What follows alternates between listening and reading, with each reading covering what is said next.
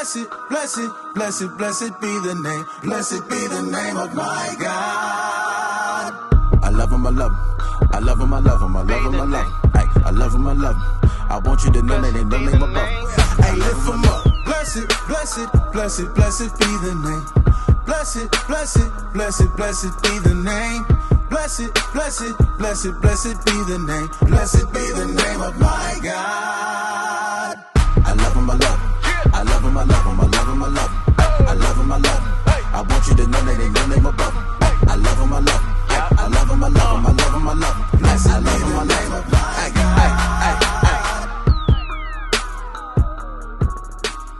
God. Morning. I'll tell you this, if I had forgotten, I was clearly reminded this morning that I am blessed and very highly favored. And if I could start every business meeting like this, we close more deals, right? But I have to say that it is truly a blessing and honor, and please be seated, to be able to stand before you today and be a person who has something that you want to receive. And my mother, who now lives in Southfield,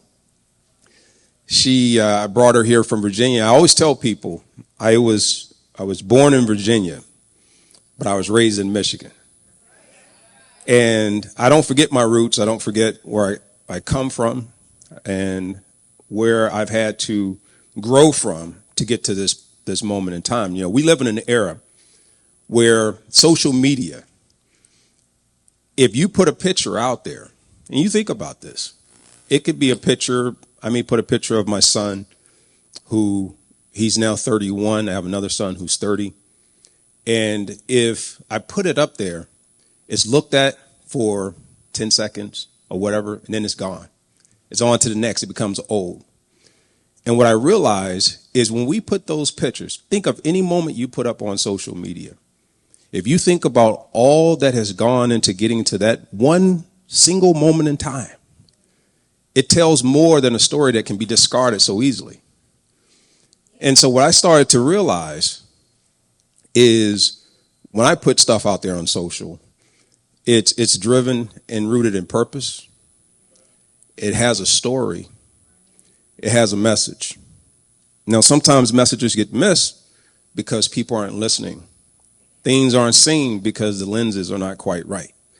So what I've done, I'll give you a little bit of background. You've seen the video. You've seen me perhaps in sports, those of you who know me, those who don't. And I grew up in, as I mentioned before, Virginia. And I'll try and be like the young kids these days. I grew up in entrepreneurship. Didn't realize it, though. And here's why I didn't realize it. So my mother, I used to think it was people call it nowadays side hustle. They call it a second job. So my mom would go and, you can't really get into a person unless you understand the story and the background. Because you start peeling back layers, you can find out who talks and who actually has endured to get to a place of attaining. And my mother, single parent, lived below the level of poverty, $12,000 a year, 2 kids, my sister, she's 8 years younger, 2 jobs. And then on the weekend, growing up in the housing projects, she would create bags of popcorn. She would create the styrofoam cups in the freezers. And she even said, you know what, I'm going to make sure, and this was a true story. She says, I'm going to get everything I can. So she had the small one for the kids. She had the next size up from that. Then she had the size up from that. And then she had the super size that was in the styrofoam cup. Because she started on in that little wax cup, the cheaper cup. Then all of a sudden she went up to the premium. And then she went from there to putting all different kind of flavors. You know how it is. We're very particular about our flavors. Right? One flavor doesn't fit all. And there's something, I'm gonna get to all this, and it comes full circle. And so then she would make this extra money, and that would be school money. That'd be bus money. That would be, for saving up over a period of time and we get a new pair of shoes. So I didn't grow up with all these luxuries, but I grew up with information. I grew up with seeing a survivalist and someone who had a certain mentality and a certain purpose and a certain accountability and responsibility, all these things that we see in entrepreneurs. And if you don't have it, it's tough to succeed in a world where you will constantly be rejected and told why you're not good enough or you need to do more or someone else is better. So I saw this, which I didn't see then, I see now. It was a survival tool. So it was a way for us to make ends meet, but also she was driving home a foundation that I didn't realize would be a survival tool. I'll go even further. So, how many of you have been to Cinnabon? You're probably still wearing it.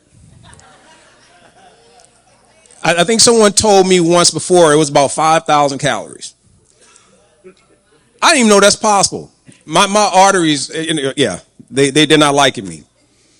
So I'm gonna fast forward a little bit, and I'm gonna jump over a few things because I'm not here to really talk a ton about sports. Sports are important, but there's something I want to stay on that path of the entrepreneurship that I saw that I could not figure out. Here I was, college, sports. I wasn't thinking about college. I was thinking about, okay, I just need to do something different. We come from Danville, 80,000 people. It's very industrial, textile mill. If you got a chance to, okay, there you go. So, you get an opportunity. You work at, the factory there making comforters, or you can go work at Goodyear and work at the tires, right? Or you can go down to North Carolina and work at the tobacco places. And so the vision of seeing, I couldn't trust those lenses. Because if I stayed with what I saw, I wouldn't understand that the world was so much bigger. So that's driven me to another part that we'll get to. And in this, so fast forward to go to college, I get drafted by the NFL. I'm making it seem like that's pretty easy and light, but it's a lot of work. It's a whole different story. Ended up getting there, and ultimately I'm playing this game. You're being paid hundreds of thousands to millions of dollars a year. Something's burning at me. I'm like, guys, I'm still not fulfilled. I realized it wasn't about the money. I had a destination. I had a place, and the NFL wasn't my be-all, end-all. So I didn't realize it was preparing me for my next journey. So I saw the writing on the wall, and something I was always being told: be more than your sport. Be more than your sport. And I always change that now to say be more than whatever it is that you're seeing that you think provides a limitation, an expiration date. I don't have an expiration date. God has it. Unless you're God, you don't know where I'm going until I get there. You'll know, but it's going to be divine. It's going to be great. It won't be good. It'll be great. I meant that. So 2000, my career was coming down to a wind because I started seeing the politics. I started seeing that football had a ceiling. It had nothing to do with my ability. Had nothing to do with what I thought I could do and what I wanted to do. I was still under the ceiling of someone else. Belief and expectations, responsibility, whatever they saw in me. And so I said, man, I got to do something different. They would see me in the locker room. Man, you're not studying a playbook. You're studying a franchise manual. You're not studying a playbook. It's my time. I do with my time what I want to do with my time. You own that time. I own this time. And in that, I started learning about franchising. I started learning about if I wanted to own a business, what would be the steps? Because that's the system I come from. Winning is defined in less than a second, is less than an inch. Like if you go to the 99.99999 yard line, that's not a touchdown. Right? You have to go into the end zone. And so the football was coming to an end. I was 31. And think about that. Your career is ending at 31. and they say, you're aging out. All right? I'm like, that doesn't make sense. I don't know what world this is. But now, Tom Brady and these guys, they get to go a little bit longer. So I started looking at Cinnabon, and an opportunity came up. I didn't know a whole lot about it. I was a little nervous, but I said, you know what? I'm going to prepare. I'm a student because I study the game. I study people. I study playbooks.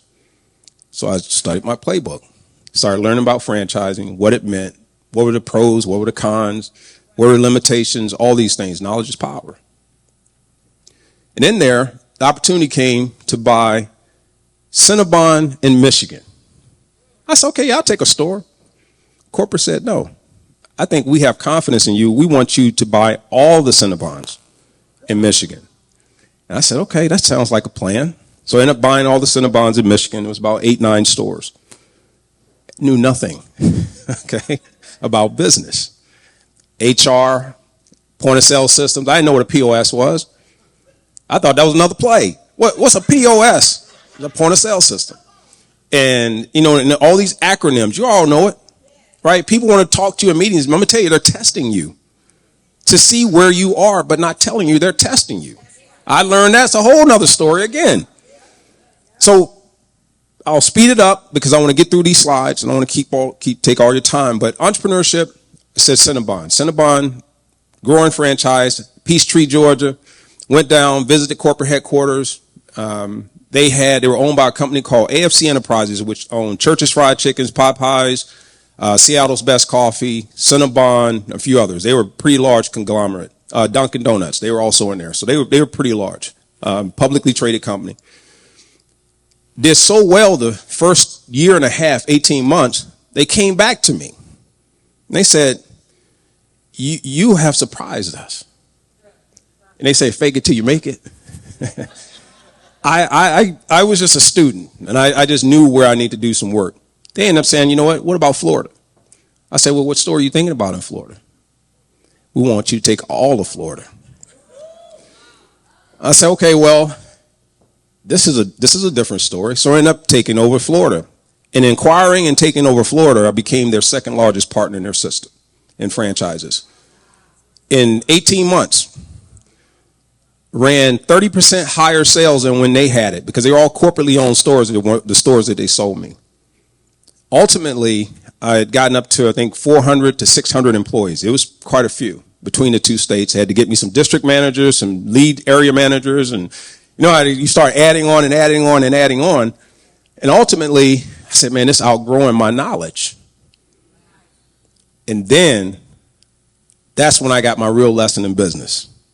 Because it was what I did not know that became the chaos, the craziness, the most expensive business license, degree, anything that I've ever had.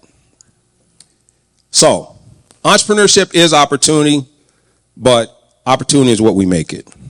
So I was telling you that because as we go forward, I'm going to tell you what ended up happening with Cinnabon because it's going to be part of my whole journey. So we talked about entrepreneurship being freedom. So it gave me the ability to go, okay, I'm used to this certain amount of wage, lifestyle. I've gotten acclimated to the NFL and just kind of some of the things that it afforded me financially. And then I wanted to replicate that energy that I had. So everything moved at a fast pace. We're at every mall you can imagine. I was at Southland, Westland, Great Lakes Crossing, Open Oakland Mall, you name it, Ann Arbor to wherever, right? And then down in Florida, it was top to bottom. And I saw that all of a sudden this freedom I thought I was going to have, yeah, the finances were great, but the time, that's an expensive one. I will give anybody in here, if I had it, $1 billion if you can give me a second. Can anybody produce that? No, you can't. We give it away every day. So that's another thing, time management. So I talked about this. I saw this I was listening to Malcolm X, and I was watching a couple things that he had. I always listen to different people who have different stories. It's not about always agreeing 100% with messages, but there's some things that kind of pique your interest. When he said knowledge is power, but information is liberating. Now, when we have our business, we have power that becomes empowerment because we understand it. We know what we want to do. I talk to people. We do personal care. We're a manufacturer, a liquid manufacturer here in Michigan for like Native, for Manscaped, for a lot of large Amazon brands, make all their products right here in Michigan. And in there, we find that knowing how to do it is one thing. That's cool. It's like we know that through and through. If you were into real estate, you know that through and through. You understand and know everything about real estate. I'm in soft goods, so apparel, understand it, the whole nine. But the information, which I call the research, is how do you compete? How do you get market share? How do you do all these other things that are the next component? And so there's always another piece. There's always another level to everything that we do. So Cinnabon, I knew what I wanted to do. I learned everything I wanted to know about franchising.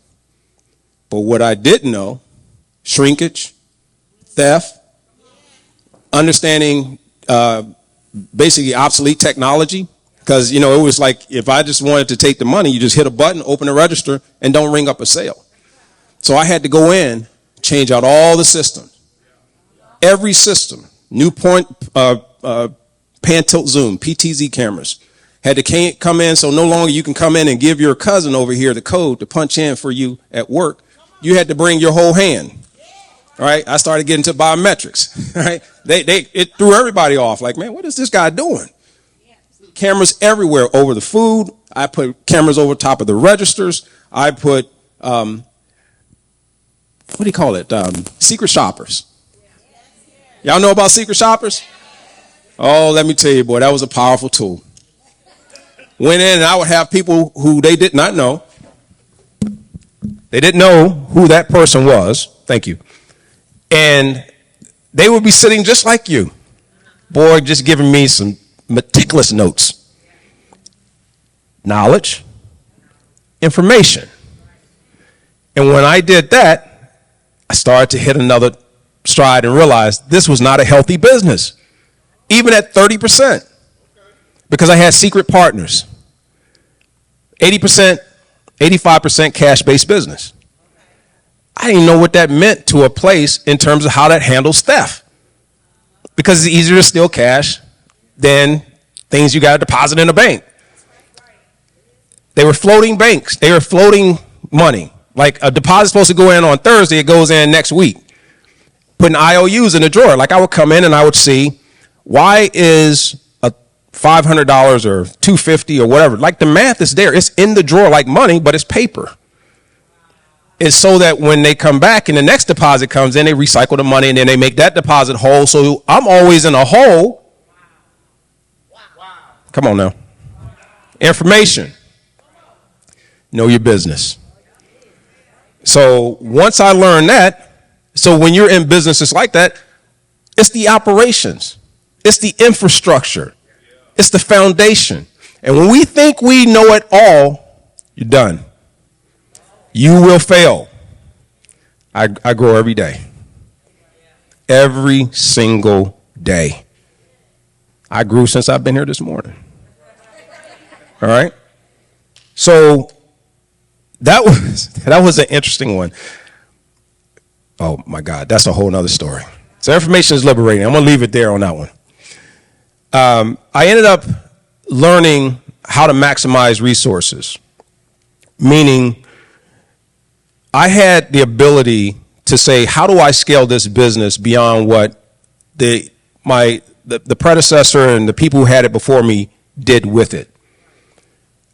How are you going to innovate? Are you going to follow? Are you looking to lead? What is the motivation? What is the purpose in what you're doing? And what is the path forward? All that is information. It's research. It's just a lot of work. And it's not for the faint of heart. Entrepreneurship is not for the faint of heart. So in there, resources for me were Could I all of a sudden get the Lions to start buying this product for the players? Just starting with the local resources. Can I get people that I knew in retail to start to take my product so I can go beyond just the foot traffic in the malls? And I have to go through the peaks and the valleys. I had to go through the seasonality of that business because I saw that as a flaw. I didn't want to be up and down and hold my money and then hope that it lasts me until the next hit.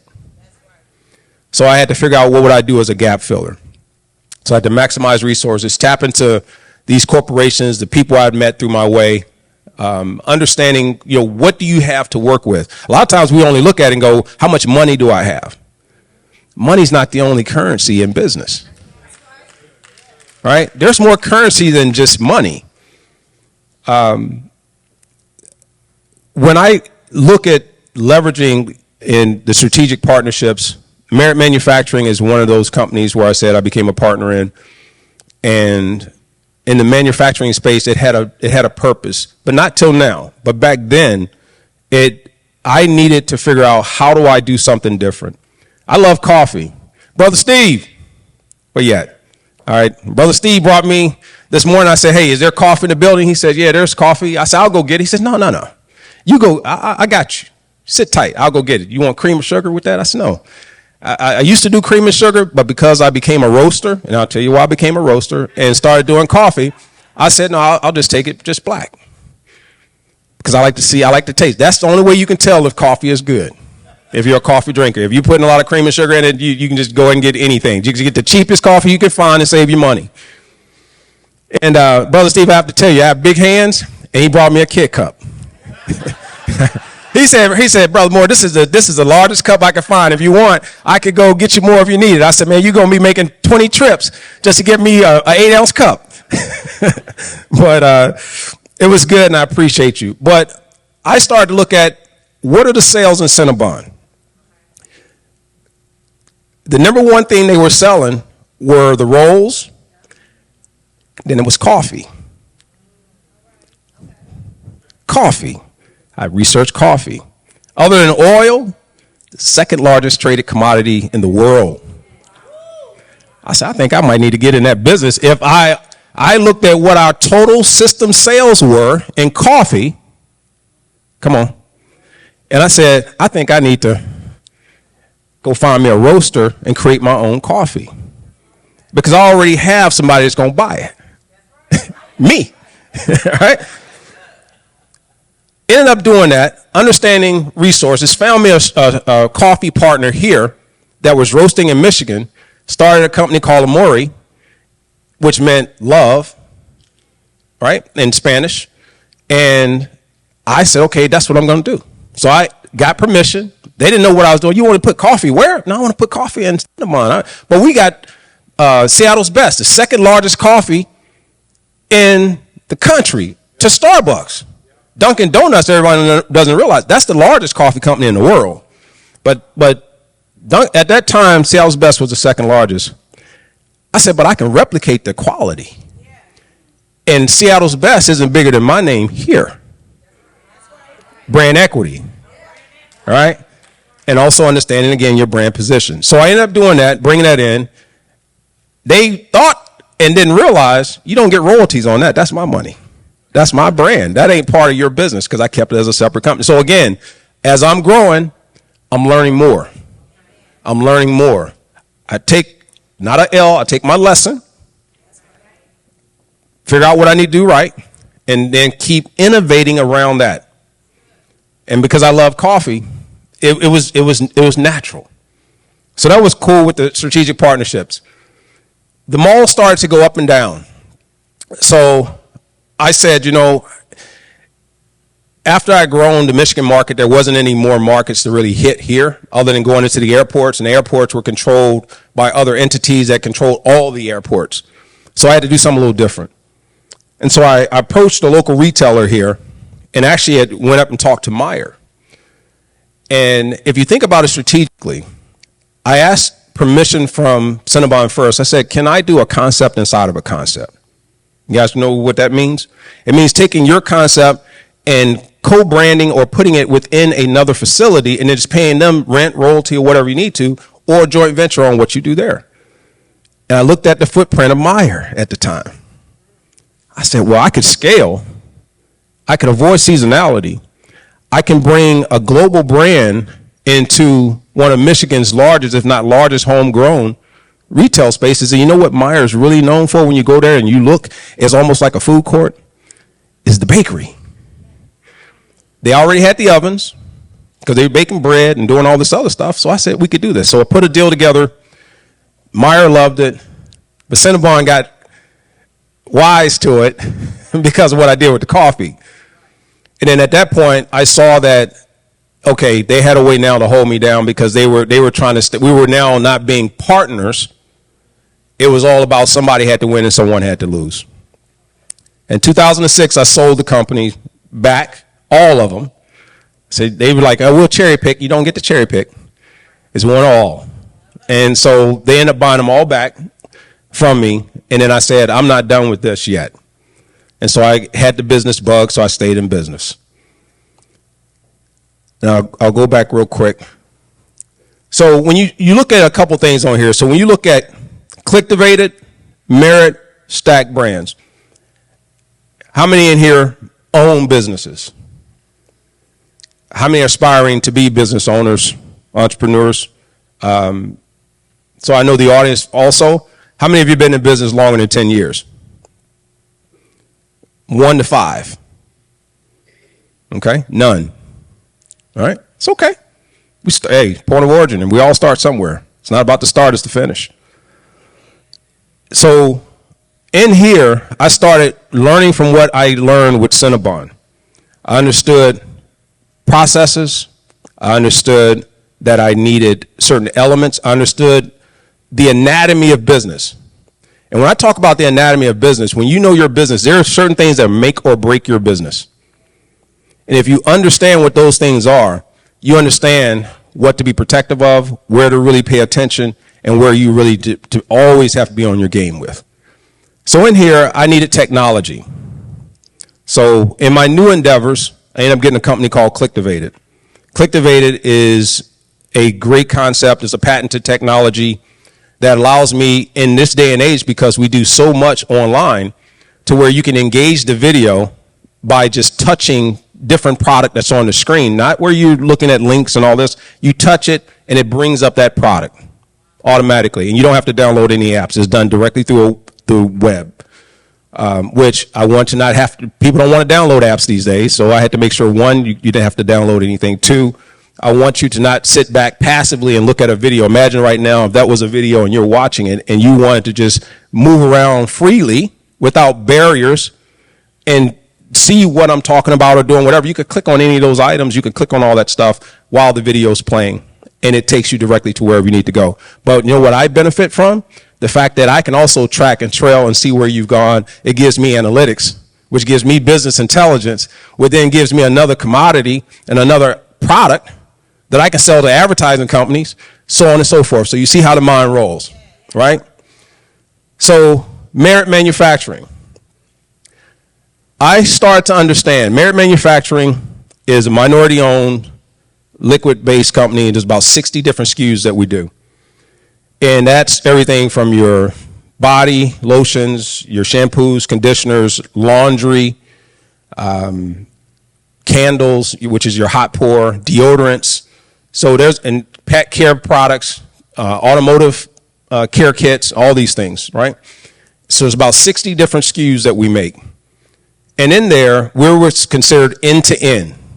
And if you heard me earlier, I started talking about where I saw flaws. And not everyone is going to be able to just accelerate like that. We all have our path. Our path is our path.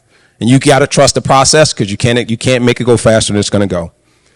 And in that particular process, we're end-to-end. Means we don't outsource anything.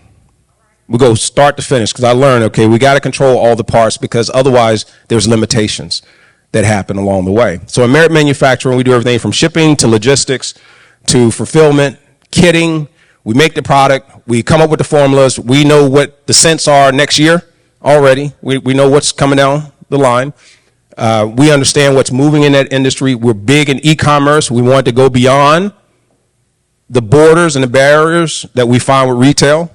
So now we pick and choose whether or not we go into retail. Most people go, man, I got to get into 1,000 Targets and I got to get into 500 stores here and all that. No. They have to make us understand. And it's not an arrogance or an ego. It's research, it's information. It's more profitable not to be there. You have to convince me why I should come into your business and your store and do you a solid, right? Than for us to sit here and give up our margins and share a higher level. And if we don't sell in your store, we got to buy it back. Because now I'm beholden to your marketing, something I have no insight, no ability to influence. What you do on social, how you put me, where you put me. Why would I give up all of that knowledge, information? So you got to find winning and engaging partnerships. Those that are willing to say, I want this to be a mutual relationship, win-win. I don't care if that's your neighbor. I don't care if that's your brother. I fired every single family member that worked for me at Cinnabon. I will never. Come on. And yes, all of them. This is important, Bishop. I tell you guys this, right? Think about this. Each Cinnabon store cost me $350,000. Okay, $350,000. They were doing on average $500,000 to some that were doing $1 million, $1 million, $2 million, right? Good margins. I went to every manager and I asked this question. I'm not going to do this forever. I want to give you, I will finance this because the store is paid for. You can have this store. I'll give it to you at the cost what I paid for it, and you can pay me over time because I know the numbers. And make it so you don't have to come out of pocket anything, and you can have this store. Wow. How many of you think said yes? 0. There you go. 0. Including family members. All right? And I'm not putting them on blast. It's opportunity. It's freedom. Vision, lenses. What are your lenses? I don't live in fear lenses. Fear lenses. It's like, come on, stretch. Mediocre? Nah. Good? No, not really. Great? Oh, I'm listening. All right. So that's how you get here. Stack brands need marketing. You have to understand your brand. When I ask you right now, what do you do? Well, I do X. No. Okay. Who are you? What is the brand? Is the brand tied to a cause? Is there a story? We are in a cause-driven brand buying society right now. I want to know your story. You can throw all the faces you want. You can go get all the superstars that's doing all these magical things. They can stand on top of rims. Man, they can sit there and they can jump over cars. It doesn't matter. At the end of the day, your product's got to stand up for itself. And you got to have a story. So I tell people, what is your brand? What is your brand? Brand equity. Do you know what brand equity is? That's what makes people stay fixed to you. It doesn't matter if you go up or down. They go, we're going to ride it out with you. Brand equity. So that's why I spend time in the community. I spend time with people. I stay transparent. I stay genuine. Don't have to look over my shoulder and go, man, I hope they don't know that I do that over there, and I'm going to be this tomorrow, and I'm this today. No. Say what I mean what I say. So understanding your brand, so I have a marketing company. That's a big number in my business. Manufacturing is a big number in my business. Technology is a big number in my business. So I said I need to either have partners or trusted strategic partners, or I just need to own those companies in some form or fashion or have some access to where I can have equity or share in those businesses. People always ask me, the number one question I get asked, once they have some success, not the great success, but whether it's a little bit of success or they're growing, how do I scale? And even Mickey, you remember my sister Mickey here, Mickey Godfrey, love her. She brought me into passport to procurement. We were talking to a lot of businesses in the city of Detroit about how do you scale? Scaling can be done a lot of ways. People don't realize scaling it doesn't mean you just scale in revenue and you grow that way. So there's a few ways in which I'll tell you about my journey and how I've scaled. And some of this may become part of some of the things that you've done. One way I've scaled is in new product. I already told you before, like Cinnabon, if you look at, and I talked about them, they had the cinnamon rolls, and all of a sudden they had to keep up with Mrs. Fields and the pretzel place and all these other places, and the pizza places. So they said, okay, let's do little minis, right? So it became a little bit more affordable. And I even told you that story about my mom, right? She scaled. She started out here with the little one. Then she said, I'm going to go to this bigger size, because people were like, I want more than that. They were buying two. Well, instead of buying two, you can get this one. And then she understood all this stuff with no formal training. And I didn't real, we look back and go, our moms and our parents and whatever, they don't know it. No. Brilliant. Just didn't have a degree to go behind it. And that's what we find in our culture quite a bit. And we get dismissed because it doesn't say PhD, master's, or certain degrees. Sometimes people go directly to where they go because they know where they want to go. And they go. So through new product, as I told you before, there's different products that I have. There's different ways in which I take those products and then I use those items to scale. Technology. It's not just technology that services our company. It's technology that has a tool for us that then turns into revenue, that turns into a utility, another resource. When we do, the manufacturing, I don't go to just retail. I don't do just online. It's also looking at how do I get government contracts? What about if I go out and I say, okay, I want to give, in terms of school systems, everybody cleans floors. Everybody needs cleaning solutions, Ecolab and all this. I can do that for you. New facilities. Cinnabon, I was like, okay, here's one, here's another one, here's a new territory, and you scale that way. Partnerships. Meyer, trying to create my own new coffee brand, whatever it may be. So there's different ways in which you can scale. You can scale up or down based on those things. Acquisitions. Michigan market, Florida market. Technology company, manufacturing company, branding company, right? So there's different ways to scale. The one that tricks people is downsizing. Most people think, man, that company used to have 20 stores, now they only got 10. Man, they losing money. They getting ready to go under. No, what we used to call that is you got to get rid of the dogs. Those are the ones that are bleeding you. They're the ones that are trouble. Think of your life. There's some people that are easy to deal with, and then there's some, man, they just drain the energy, your money, everything. Your spirit, your soul, everything. And you go, if I didn't have that, where would I be? How much more would I be doing? Downsizing. So we would downsize, and I said, that store, no, you can't close those. That's going to look bad on I don't care what that's looking like on your P&L. This is my P&L. I'm part of your franchise system, but I own these stores. That store is going, that one's going, and all of a sudden, man, I said, man, we're actually making even more money. Less headaches. I got more time to go out there and learn how to just ride around on a golf cart, because I don't play golf like that. So I just go ride around. And so it's nothing about set your pride aside. Stop being beholden to what people think. Deal with what you know. You got to be comfortable in your own skin. You got to be comfortable. You cannot. No, you listen. You have to be comfortable in your own skin.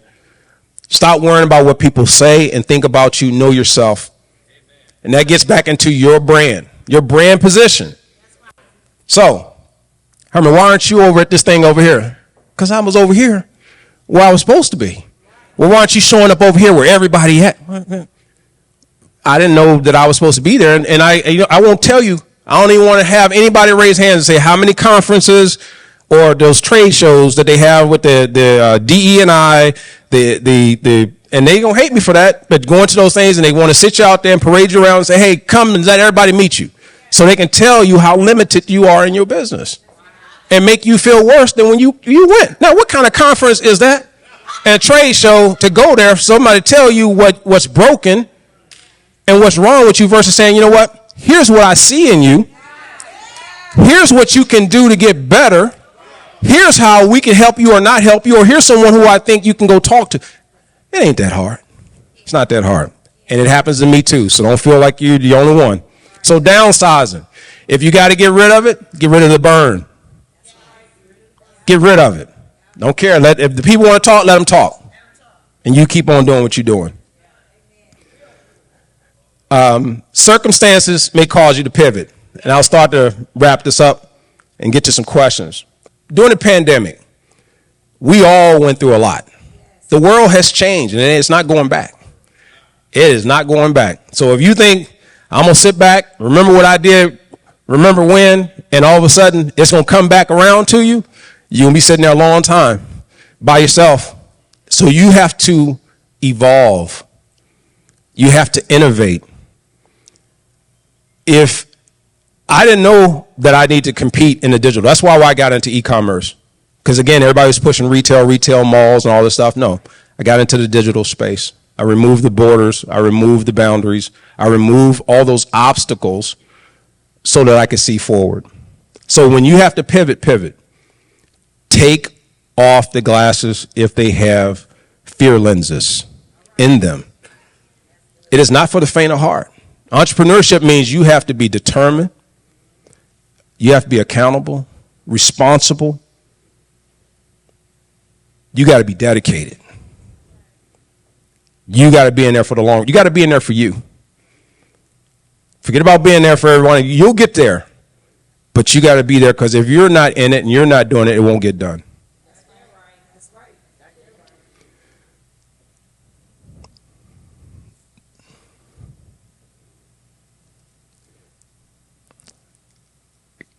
Out of chaos comes opportunity. I ended up getting rid of, I told you I had 400, 600 employees. How many of you would take over because you realize, because you get the knowledge, you get the information, I got my cameras, doing my homework, you smiling at me, I'm smiling right on back. You want to play that game, we won't play that game. I know more than you think I don't know. And I end up having to do what's called a turnover in employees. 90+%. That's a lot. That's a lot. Think about that. If you think about a place where if you go, 9 out of 10 people here are gone. You're getting rid of 90% of the people at every store. Planning. So I'm going to go ahead and let a little secret out. Now, if this goes out and people see it, it is what it is. So I ended up turning it over with a plan. I prepared for it. So I built a little small commissary at our office location. It was a little secret little place. I said, I got more silent partners, stealing money, so I'm going to need to make this other investment. I'm going to buy me some more ovens, counter, point of sale systems, how you sign in, product, all the whole nine. Little mini store in our office. Start to hire 10 people at a time because it was 10 people, 9 to 10 people per store at one time, and then sometimes you have to go up to 20. So I made sure I had 10 people because in the holiday season, it's crazy. You'll do $20,000, $30,000 in one day selling some cinnamon rolls. It was crazy. Train them up, got them going, got my reports back from the secret shoppers. And they said, here are the stores that we put on a list of priority, like high priority all the way down to the least. And they were all high priority at one point. Went in, this 10's ready. Y'all good to go. Give them their badge of honor. They leave out, and we do a hostile takeover of my own stores. And we go in midday, afternoon, because I already knew that if they come and fire me, they fire you, I'm leaving with you. I'm not playing this game. I'm paying you to provide for your family. I'm taking all the risks. I'm making the sacrifices, staying up at night, worrying about your paycheck, and you are creating a coup? Y'all got me twisted. Y'all got the wrong one. I'm a Moore. I come from Mary Moore's clan. No, you're in the wrong one. So long story short, I 10 of them together, 11, 12, 20, whatever it need to be. Come walking in. You know, they say, what, Malcolm X and Brother No was walking. They go over there to get them out of the station. Yeah, so walk over to the store. Everybody's suited and booted, got the uniform. Everybody's clean. Everything's cool. They looking like, what's going on here? Everybody. Don't even worry about if I call your name or not. Everybody in the store. Done. Let's go. Let's go. No questions. I already got the receipts on you. It is no question. There is no, listen, we ain't got to do all this back and forth. Done. Everybody go in, 5 minutes, whole store is back up running. 5 minutes. Right? You understand? Know your business. And if you're going to do it, own it. No fear. You know, yeah, it was parents. You fired my, yeah, I did. You got some more parenting to do. I did fire him. I'm not here to be boss and parent and mentor and everything else. I'm trying to provide them careers and run. No, I'm not doing all that. Not doing that. Yeah. So I say that to say nothing's impossible with purpose and plan. Know your purpose, know your plan, know your brand. Who are you? What do you stand for? What's the story? Because someone's going to ask you your story. Yeah. Don't make it up. Authentically you. That's what you got to be. So out of all that chaos came opportunity. That's how I get here. I engage with businesses. I go with strategy. I always give my best effort. I don't give just a subpar effort. I look at the partnerships. Not all partnerships are great partnerships. It's got to be mutual. You got to make sure the people are in it to win it just like you are, and they're willing to work with you, and they're willing to take the risk with you, not get you upside down and then they're still off and gone. That's not a good relationship. You can do bad by yourself. We're always told that, right? And then understanding what are your resources. I used to tell a lot of the young entrepreneurs early on, Herman, we can't get any sales, man. I'm selling my stuff online. I can't. I said, how many people do you know online? I got 100 people. I got 200 people. I got 1,000 people, right? I go, you get no sales? How many family members do you have? Man, we deep, man. We roll deep. We got everything. Okay. Well, how many people do they know that they solid with? Planning, strategic, and all this. And all of a sudden we went from there to no sales to now you going, man, we got to scale. I got to figure out how to get more product. Because now you're tapping into things you're just sitting right in front of you. Right in front of you. So I'll end with a couple things. Be more than. I already told you that. For me, it was be more than my sport. For some people, I tell them be more than where you started in your background. I tell others be more than what you see. We already know if you walk in faith, you already understand. You understand how it goes. You're not going to know where you're going to. You don't know, but you trust. And if you can't trust yourself, how can you trust somebody else? So I say that to say, don't be good, be great. Don't settle. Know your story. Be your brand. Be authentic. You are who you are. You know, just be the best, whatever that is. And that's it. That's entrepreneurship. Thank you. Blessed, blessed, blessed be the name. Blessed be the name of my God. I love him, I love him. I love him, I love him. I love him, I love him. Hey, I love him, I love him. I want you to know that ain't no name above him. Hey, lift him up. Blessed, blessed, blessed, blessed be the name. Blessed, blessed, blessed, blessed be the name.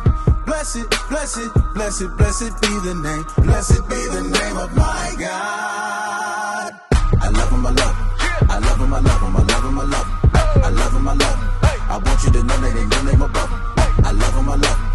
I love him, I love him. I love him, I love him. Blessed be the name of my God.